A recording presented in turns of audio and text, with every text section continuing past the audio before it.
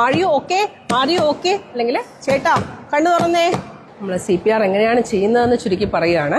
അപ്പം ആദ്യത്തെ കാര്യം എന്ന് പറയുന്നത് ആള് നമുക്ക് CPR കൊടുക്കാൻ പറ്റുന്ന ഒരു സാഹചര്യത്തിലാണോ എന്ന് ഉറപ്പുവരുത്തുക. അതായത് നമ്മൾക്ക് അപ്രോച്ച് ചെയ്യാൻ പറ്റുന്ന ഒരു സാഹചര്യത്തിലാണോ എന്ന് ഉറപ്പുവരുത്തുക. സീൻ സേഫ്റ്റി എന്ന് പറയും. അപ്പം പേഷ്യന്റ് സേഫ് അല്ലാത്തൊരു പൊസിഷനിലാണ് കിടക്കുന്നതെങ്കിൽ അല്ലെങ്കിൽ റോഡിന്റെ മധ്യഭാഗത്താണെങ്കിൽ ഒരു വശത്തേക്ക് മാറ്റുക.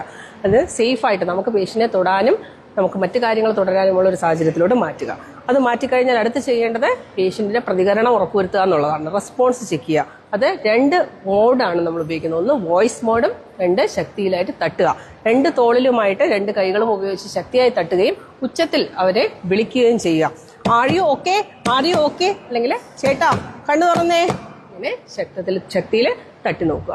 ഈ 2 സ്റ്റിമുലസ് കൊടുത്തു കഴിയുമ്പോഴും പേഷ്യന്റ് യാതൊരുവിധ പ്രതികരണവും കാണിക്കുന്നില്ല എങ്കിൽ നമ്മൾ ഉടനെ തന്നെ സഹായത്തിന് വേണ്ടി ആംബുലൻസിനെയോ ചുറ്റും നിൽക്കുന്ന ആളുകളെയോ വിളിച്ചു കൂട്ടേണ്ടതാണ്. അവർ എത്തുമ്പോഴേക്കും അതിനു മുമ്പ് നമ്മൾ എന്ത് ചെയ്യണം? നമ്മുടെ അടുത്ത പടിയിലേക്ക് കടക്കുക. അതായത് ഹൃദയസ്തംഭനം സംഭവിച്ചിട്ടുണ്ടോ ഇല്ലയോ എന്ന് ഉറപ്പുവരുത്തുക.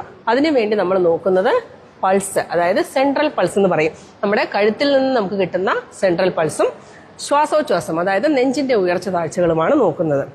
നമ്മുടെ 3 വിരലുകൾ കഴുത്തിന്റെ മധ്യഭാഗത്തായി സ്പർശിച്ച് നോക്കുക. അവിടെ നിന്നും നമ്മുടെ വശത്തേക്ക് തന്നെ വിരലുകൾ താഴേക്ക് കൊണ്ടുവരിക. അങ്ങനെ കൊണ്ടുവരുമ്പോൾ ഒരു ഗ്രൂവ്, അതായത് ഒരു കുഴി പോലുള്ള ഒരു ഭാഗത്ത് നമ്മുടെ കൈ എത്തും. ആ വിരലുകൾ അവിടെ ഒരു 5 മുതൽ 10 സെക്കൻഡ് വരെ, പരമാവധി 10 സെക്കൻഡ്, കുറഞ്ഞത് 5 സെക്കൻഡ് അവിടെ വെക്കുക. അപ്പോൾ ടിക് ടിക് 1, ടിക് ടിക് 2, ടിക് ടിക് 3, ടിക് ടിക് 4, ടിക് ടിക് 5. ഈ സമയം നമ്മുടെ കണ്ണുകൾ തല മെല്ലെ ചരിച്ച് നെഞ്ചിന്റെ ഉയർച്ച താഴ്ചകൾ പരിശോധിക്കണം. അപ്പം നമുക്ക് ഒരേ സമയം പൾസ് ഉണ്ടോ എന്നും ബ്രീത്തിങ് ഉണ്ടോ എന്നും മനസ്സിലാക്കാൻ പറ്റുന്നതാണ്. അപ്പം പൾസ് നമുക്ക് കിട്ടുന്നുണ്ടോ, ബ്രീതിങ് ഉണ്ടോ, ഇത് രണ്ടും ഇല്ല എന്നുണ്ടെങ്കിൽ നമ്മൾ മനസ്സിലാക്കുന്നു ഈ പേഷ്യന്റ് ഹൃദയസ്തംഭനത്തിലാണ്, അഥവാ കാർഡിയാക് അറസ്റ്റിലാണ്. അഥവാ ബ്രീതിങ്ങിന് പകരം ചെറുതായി ഗ്യാസ്പിംഗ് എന്ന് പറയുന്ന രീതിയിൽ വളരെ ഒക്കേഷണൽ, വളരെ വിരളമായിട്ട് ചെറിയൊരു ബ്രീത് എടുത്താലും അതിനെ പൾസ് കിട്ടാത്ത സാഹചര്യത്തിൽ കാർഡിയാക് അറസ്റ്റായി തന്നെ കാണേണ്ടതാണ്. പൾസ് കിട്ടുന്നില്ല എന്ന് നമുക്ക് സംശയമുണ്ടെങ്കിലും നമ്മൾ കാർഡിയാക് അറസ്റ്റായി തന്നെ കാണേണ്ടതാണ്. കാർഡിയാക് അറസ്റ്റ് കൺഫേം ചെയ്ത് കഴിഞ്ഞാൽ നേരെ ചെയ്യേണ്ടത് ചെസ്റ്റ് കംപ്രഷൻ സ്റ്റാർട്ട് ചെയ്യുക എന്നുള്ളതാണ്. CPR കൊടുക്കുന്നതിന് വേണ്ടി കൃത്യമായ രീതിയുണ്ട്. പുരുഷന്മാരാണെങ്കിൽ വസ്ത്രം മാറ്റിവെക്കുക, നെഞ്ച് എക്സ്പോസ് ചെയ്യുക, നെഞ്ചിന്റെ മധ്യഭാഗം കാണാൻ പറ്റുന്ന രീതിയിൽ. അത് നിർബന്ധമല്ല, സ്ത്രീകളിൽ വസ്ത്രം മാറ്റണമെന്ന് നിർബന്ധമില്ല. നമ്മുടെ ഏതാണോ ഡോമിനന്റ് ഹാൻഡ്, നമുക്ക് പ്രധാനമായും നമ്മൾ ഉപയോഗിക്കുന്ന കൈയുടെ പത്തിഭാഗം, അതായത് ഹീൽ ഓഫ് ഹാൻഡ് എന്ന് പറയുന്ന ഭാഗമാണ് നമ്മൾ കംപ്രഷൻ കൊടുക്കുന്നതിന് ഉപയോഗിക്കുന്നത്. മറ്റേ കൈ കൊണ്ട് നമുക്ക് ലോക്ക് ചെയ്ത് പിടിക്കുക. വിരലുകൾ നെഞ്ചിൽ മുട്ടാൻ പാടില്ല. ഈ മധ്യഭാഗം നെഞ്ചിലെ സ്റ്റേണം എന്ന് പറയുന്ന മധ്യഭാഗത്തുള്ള ബോണിന്റെ മധ്യഭാഗത്തായിട്ട് അല്ലെങ്കിൽ കുറച്ച് താഴേക്കായിട്ട്, വയറിലോട്ട് പോകാൻ പാടില്ല. നെഞ്ചിന്റെ ഏകദേശം മധ്യഭാഗത്ത് താഴെയായിട്ടാണ് കൈ വെക്കുന്നത്. അതിനുശേഷം കൈമുട്ടുകൾ നിവർന്നിരിക്കണം, കൈമുട്ടുകൾ വളഞ്ഞിരിക്കാൻ പാടില്ല. കൈമുട്ടുകൾ നിവർന്നിരിക്കണം.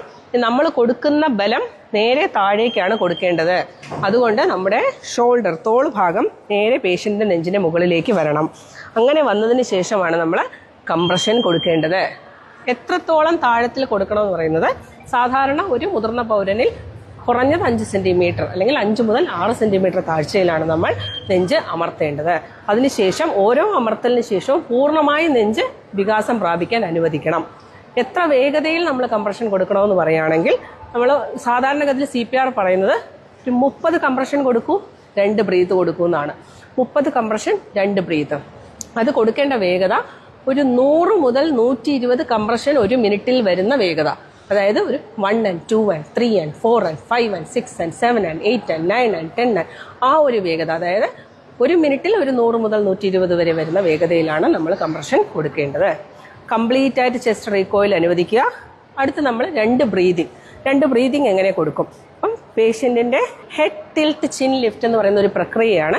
ശ്വാസനാളം തുറക്കുന്നതിന് വേണ്ടി, അബോധാവസ്ഥയിലിരിക്കുന്ന ഒരു പേഷ്യന്റ് ശ്വാസനാളം അടഞ്ഞിരിക്കാനാണ് സാധ്യത കൂടുതലുള്ളത്. ശ്വാസനാളം തുറക്കുന്നതിന് വേണ്ടി ഹെഡ് ടിൽറ്റ് ചിൻ ലിഫ്റ്റ് എന്നൊരു പ്രക്രിയയാണ് ചെയ്യുന്നത്.